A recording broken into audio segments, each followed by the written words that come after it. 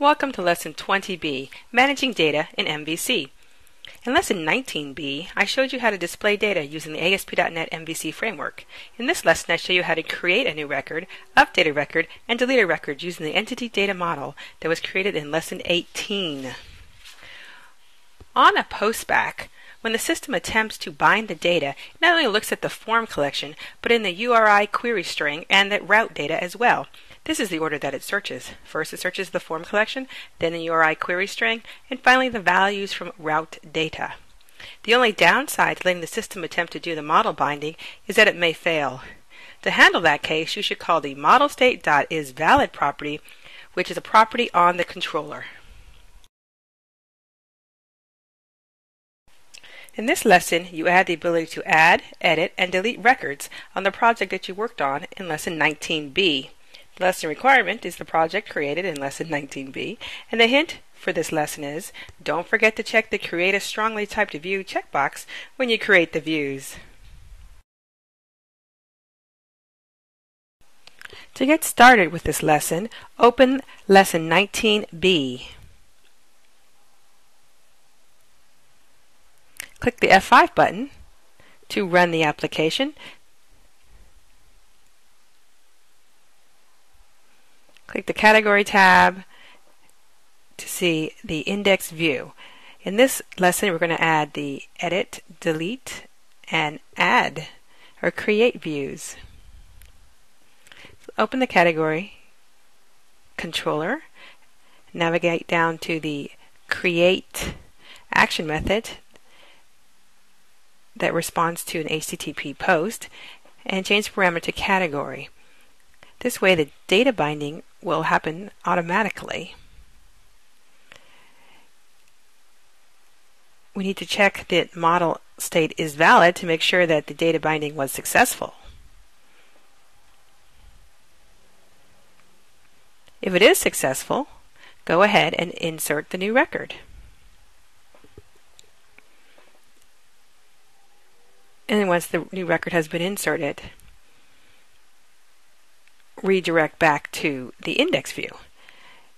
If for whatever reason it fails to insert the new record, just return to the original view.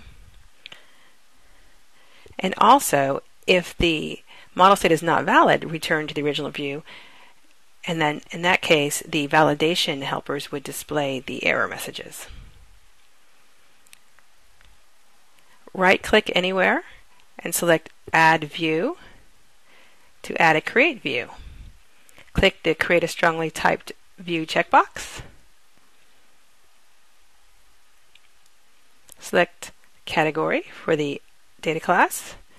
The view is going to be the Create View, and I'm going to hit the Add button.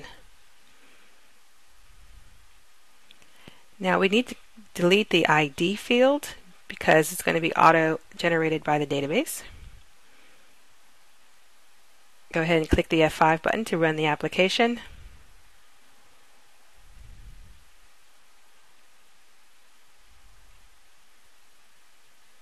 Click the Category tab. Click the Create New Link. Type Test and hit the Create button. You'll see that Test has now been added to the list of indexed. Go ahead and close the browser. Now we're going to handle an edit. There are two components to the edit. First, we need to do the edit that initially is posted.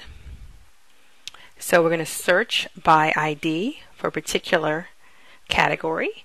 Once again, we're going to use the link to entities to determine the category. So from C in entity.categories, where C.ID is equal to ID, select C.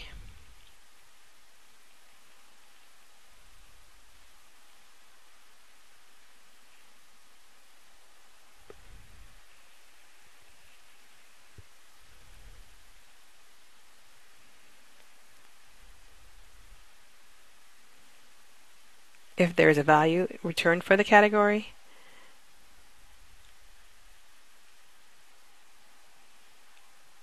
then return the view. Otherwise, we'll go back and we'll have it return to the index view. So we'll do a redirect to action to the index view. Now, once they click the edit button, we need to find that category again. So I just copied the link to entity information from the other edit action method. In this case, we're going to actually do the update.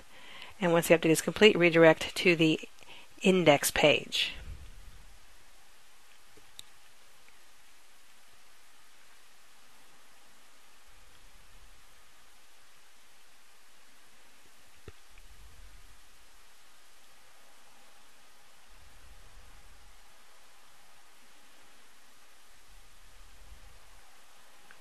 Now in this case, I am not having the action method automatically do the model binding. I am doing the model binding with the update model.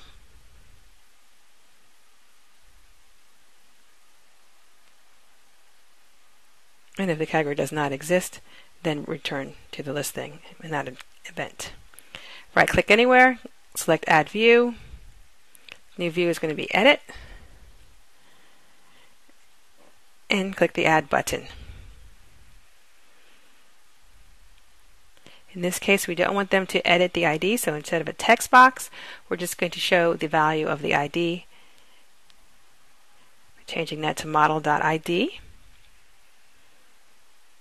Click the F5 button.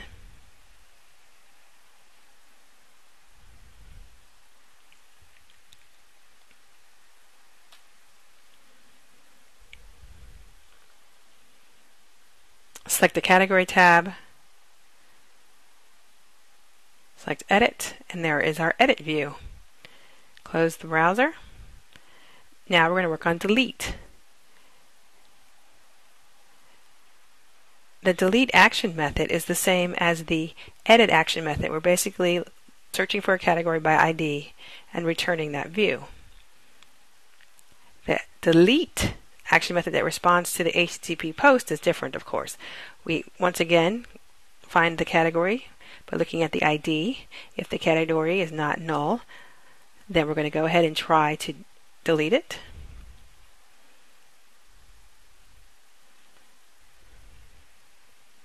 Add entity, categories, delete object, and we're going to hit that category, and we're going to save our changes.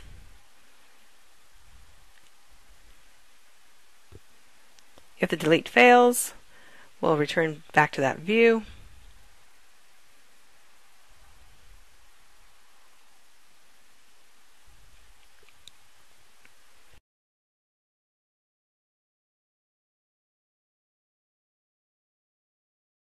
Right-click anywhere to add a new view, name the new view delete, and click the Add button.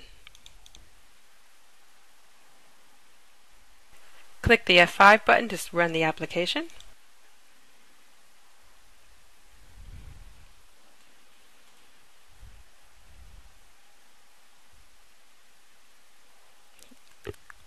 Click the Category tab and click Delete for the test. Say yes, I do want to delete it, and it's gone.